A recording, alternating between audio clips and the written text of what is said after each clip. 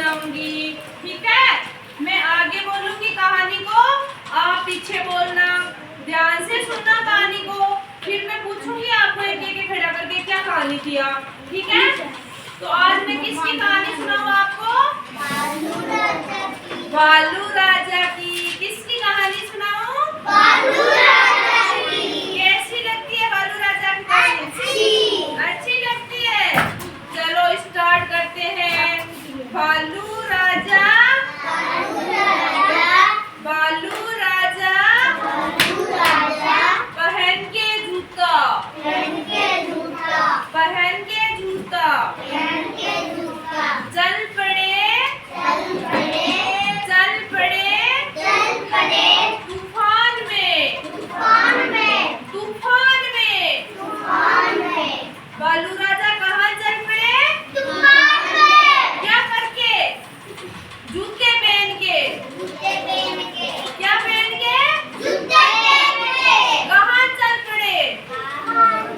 तूफान में।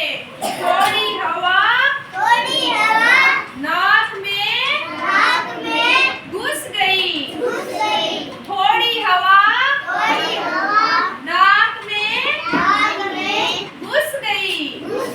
किसके घुस गई नाक में हवा? भालू राजा के। बहुत अच्छी बात है। थोड़ी हवा उसके कान में, थोड़ी हवा उसके कान में। भालू राजा के नाक के साथ साथ में किसमें घुस गई हवा? किसमें? कान में। तो भालू राजा के हवा किस किस में घुस गई? नाक में और कान में। समझ में तो आ रही है। तो आगे क्या है? गिर गया जूता उड़कर, गिर गया जूता उड़कर। किसका जूता उड़कर?